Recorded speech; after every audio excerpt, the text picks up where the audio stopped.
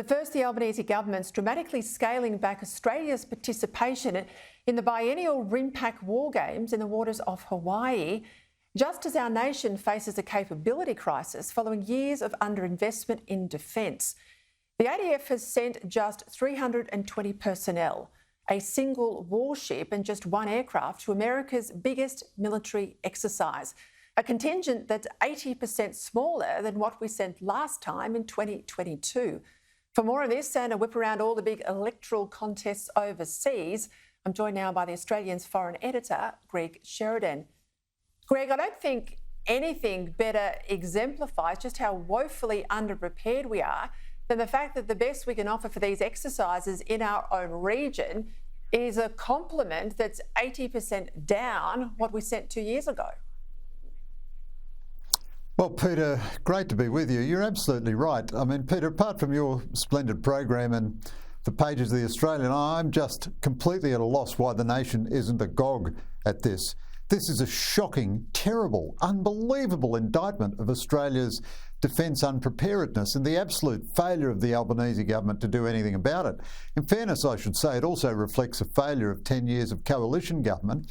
We've got the worst surface fleet and the most unready submarine fleet we've ever had, ever since we've had a surface fleet or a submarine fleet.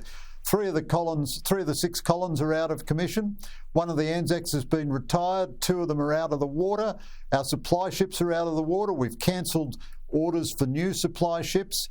The government plans to do absolutely nothing about our capability over the next 10 years. Mike Pizzullo has been arguing it's too late now for us to get big new platforms like ships and submarines, but we could at least get thousands of drones and missiles. We're not doing any of that either. And now this is the explanation for why they wouldn't send a ship to help the Americans, confronting the Houthi pirates in the Middle East. And now in the exercise, which is the single most important military exercise to Australia's direct security, we are exposed as pathetically unable to field anything. We still spend over $50 billion a year in defence. We've got hundreds and hundreds of new bureaucrats working on the AUKUS submarines, destined to come sometime when my grandchildren are in their dotage. In the meantime, we've got no military capability. This is a big advertisement to any enemy. If the Americans ever decide to stop protecting us, we are defenceless. And of course, you want to wonder where all the money comes to fund these handouts, Greg. We push out our defence funding, push it out as far as we can, push it out as far as it's humanly plausible, and that's then used to fund handouts. And that's where we are, because that's an electoral buy that's going on right at the moment.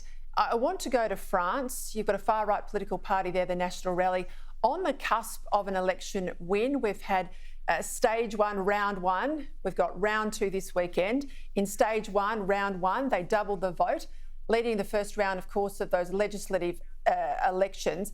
As a result, there's been really violent protests from the left in France, and Marine Le Pen has united, I guess, all of her opponents. They're trying desperately to prevent her win this weekend. Macron, Greg, chose to go early. He's now polling third. You've got the Olympics about to start in France, in Paris. In fact, I was there not so long ago, a couple of weeks ago. All the preparations are there, but now, of course, you've got these riots. How do you think this is going to play out? Well, Peter, I was joking in a WhatsApp message to one of my friends in Southeast Asia today. I'm no longer sure that Western countries are capable of governing themselves. I mean, 50 years ago, we asked that question about Asian countries. I think it's an open question now about Western countries. There's tremendous hypocrisy on the French left and in the centre here. So Macron is a busted flush, but he's at the end of his second term. I mean, that's the normal electoral cycle. People go up and people go down. There's a ridiculous moral panic about Le Pen's group. So Giorgia Meloni in Italy, her party had emerged out of a party which had actual, genuine, real fascist connections, but they've rejected all that and they've become a perfectly respectable party of government now. I think Meloni, in fact, is the most impressive West European government leader. The far-left coalition in France, which got almost as many votes as Le Pen's group, includes communists, former communists, all kinds of people. It seems to me absurd that the centre, the so-called centre in France, is saying, above all else, we must stop Le Pen, but we don't mind allying with these communists. If Le Pen's group gets into government, they will confront the same messy realities as everybody else, and they'll find, you know, the real problem with the populists is not that they're wicked extremists or anything. Le Pen's party had an extremist past, but she and her party have absolutely repudiated all the extremism of their past. And if the communists can do that and be rehabilitated, I don't see why arch-conservatives can't. But the real difficulty for all the populists is this. They'll get into office and they'll be doing some things that the public likes, like restricting illegal immigration and so on. Their ability to do things will be limited by EU rules. But the underlying problem they face is the same with all Western governments. You cannot have record high transfer and welfare payments, cut taxes and balance your budget all at the same time. So both the hard left and the hard right in France want to reverse Macron's radical pension reform, which raised the retirement age from 62 to 64. Well, you can't put the retirement age back to 62 and expect that you're going to, you know, address the crisis of national debt, which in France is already over 100% of GDP. So I think it'd be the best thing in the world if Le Pen's people formed a government, and then I hope that they can find a solution. I mean, no one in the West is offering Margaret Thatcher or Ronald Reagan. They're just all pretending. Even Trump is the same. They're all pretending that they can magically, you know, give increased welfare payments, cut taxes and balance the budget. And the fact is, centre left, centre right, far left, far right, you just can't do that. I think the great shame there, and this is across the board, particularly in Europe and the UK, is the Conservative governments might be in office, but they're not governing as Conservatives. I need to grab you before we go. US election, though, the fallout from the debates continuing, of course, but Biden was out there today, Joe Biden, saying he was jet-lagged. That explains his shocking performance. There's a poll out today that said 75% of American voters think he's got to go. It would be better if somebody else was on the presidential ticket. What's going to happen, Greg? What do you think? Is he going to be there in November or not?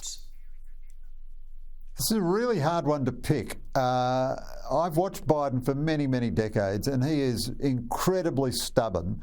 And more than most political leaders, he is unbelievably in love with himself and full of faith that only he can do it. And he chose Kamala Harris to tick identity boxes, but he also chose her as his vice president because she was so mediocre, as presidents very often do. They don't want anyone to think the vice president would be better than the president. I mean, you've got to give Bill Clinton credit. He chose Al Gore, who was just like him. And if the indictment, the impeachment of Clinton had been upheld in the Senate, Gore would have been a perfectly acceptable replacement, whereas Biden chose Kamala Harris knowing how mediocre and hopeless she was.